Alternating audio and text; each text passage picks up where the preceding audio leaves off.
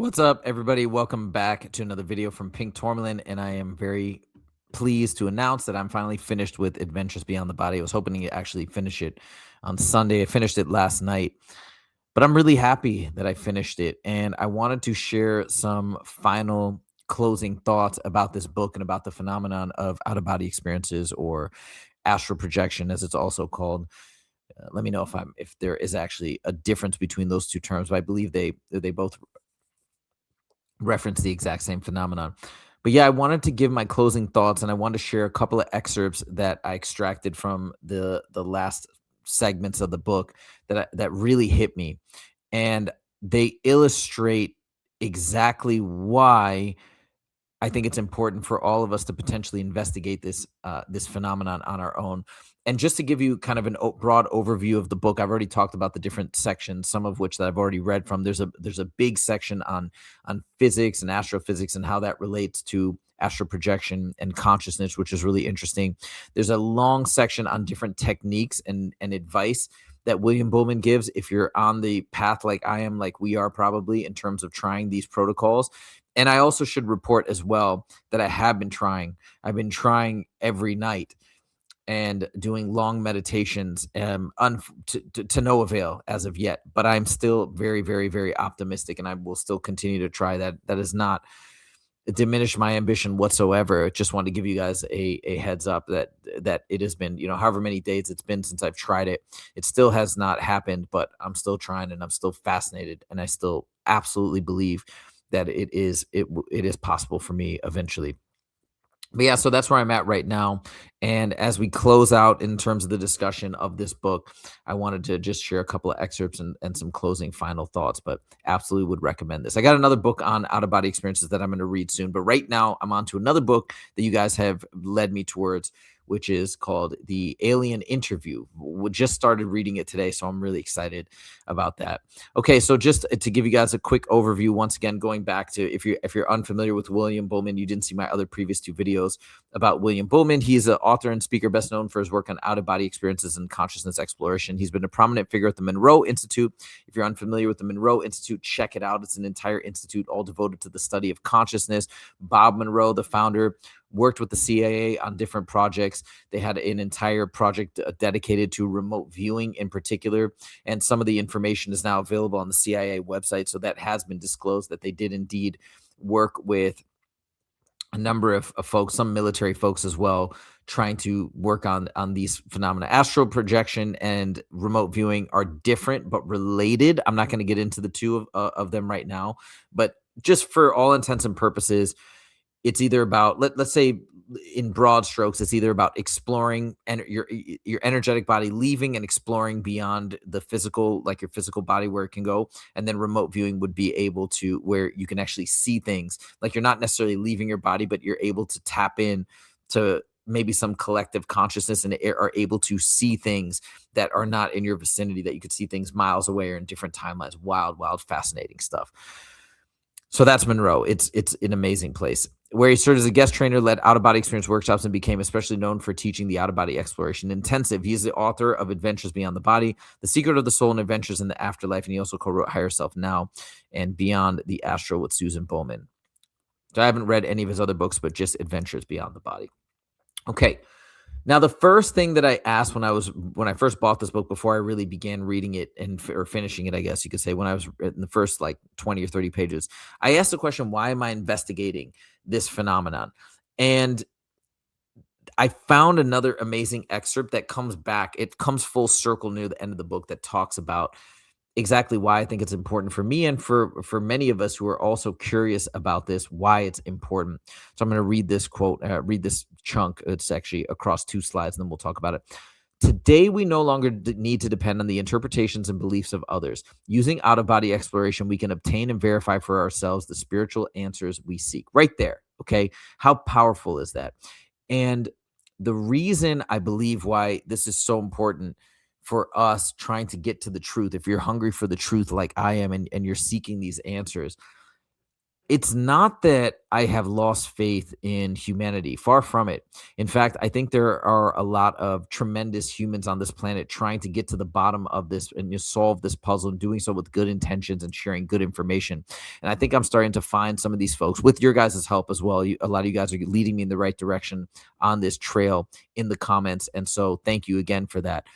But the issue is on this planet is that we have a lot of people that are intentionally spreading false information, disinformation, misinformation to confuse us, or for maybe selfish gains, and professing to have an expertise where they don't. But I think the real culprit, a lot of times, trying to get to the truth of things, is intentional release of disinformation to throw us off the trail, to throw us off the scent for whatever reason.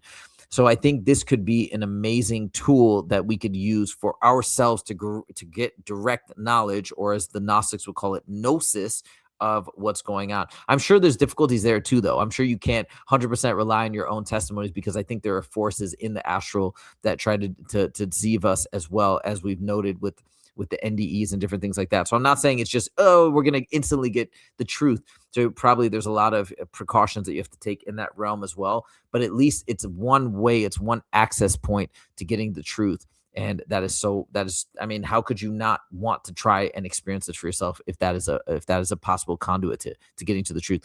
As you will soon discover, one of the fastest and most direct ways to experience your spiritual essence and obtain firsthand knowledge of heaven is to learn out-of-body exploration. Controlled out-of-body experiences give us the unique ability to achieve any spiritual goal upon which we focus. The spiritual power of this is absolutely verifiable, but it's up to you to take action.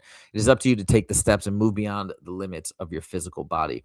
In the physical world, it's easy to become lost in the dense illusions and ignorance around us. Exactly, right? Illusions is a great way to say it. That's exactly right. It's easy to become immersed in the sea of man-made beliefs, doctrines, and traditions. It's easy to be trapped in the physical labyrinth. Yeah. And I've talked about this too. I think there's a reason. It's not a coincidence that we have religious freedom in a multitude of religions trying to describe, in so many different ways with different narratives, the spiritual realm and whatnot, and like why there's no overlap or cross collaboration across religions to get to the truth. I think that's by design, to keep them separated, to keep them quarantined and isolated, so nothing can evolve and move forward. Now, I think forward movement is being made in the realms of science, or in some of these thought leaders that are looking at all of the information and trying to understand life after death and consciousness and the nature of consciousness. So we're still making forward progress, but like the fact that religion just seems to be this separate entity that nobody can touch, otherwise it's violating religious freedom, that is inherently, I think, problematic and stifling to the forward progress of understanding exactly what the nature of reality is. By design, I would probably think so. Not to say that religious freedom in and of itself, or meaning not to say that when we stopping religious persecution is a bad thing. Of course, that's a great thing. We don't want to persecute people necessarily whatsoever for their beliefs. But my point is I think it's the stifling of forward progress cloaked in a altruistic motive, which I'm not so sure, the motive is truly altruistic when you get down to the nuts and bolts. But that's just my little theory. Those who truly seek spiritual growth and wisdom soon discover that it is not found in the external world. Spiritual growth is an internal journey of awareness, a journey deep within ourselves to the essence of our being. Spiritual growth is the personal experience and knowledge of our true self, our very soul. And so I think again, it comes back to the idea that this is a way that you can get in touch, maybe disconnect, unplug from all the noise and the chaos and the information waves that were being fed directly into our brain via all these different sources. That's fed with intent, right? We can unplug and then start to really experience reality, and reality beyond our five physical senses in the physical plane, and get a much better understanding. So yes, this is why I'm investigating it. This is why I am gravitating towards it. This is why I'm continuing to try to see if I can make these protocols work for myself, and we'll keep trying, of course, not giving up. That's for sure. And yeah, okay. Now, this last little segment, man, this really hit me hard, because I always wondered, because it did always seem, and by the way, I'm not immune to this, but it did always seem a bit bizarre to me that we place. So for example, growing up especially in my household, Indian family, like great family values, great importance on school, education, career. We have all these things that laid out in front of us, and we're like, okay, so you're going to go here, then you're going to do, hopefully get this well, then you're going to try and do this, and then do that professionally, and then you're going to set yourself up for this life and that. And it always struck me a little bit bizarre that we would kind of focus on these life plans and A to Z and make sure you have enough money when you retire and all this stuff. But it's like when we just sort of plan it all out, so we kind of keep going from one point to the next, to the next, to the next. And then the final point, of course, is death. Like we all know that. But then sometimes it's like we just go from point to point to point to point without really taking a step and be like, wait a minute. If I'm going from A to B, shouldn't I know what point Z is? What's really going on? Like, let's really firm up what's going on in the afterlife, because if Islam, for example, the religion I was raised in, if that's truly the end game, and we truly have one life, and all we're trying to do is get into paradise, that's the numero one objective. Why should we be focused on anything else? Everything else seems literally completely insignificant, because if we fail this one shot, we're going into torment, eternal torment, okay, according to the Quran. And like, that's insane. The stakes are so high.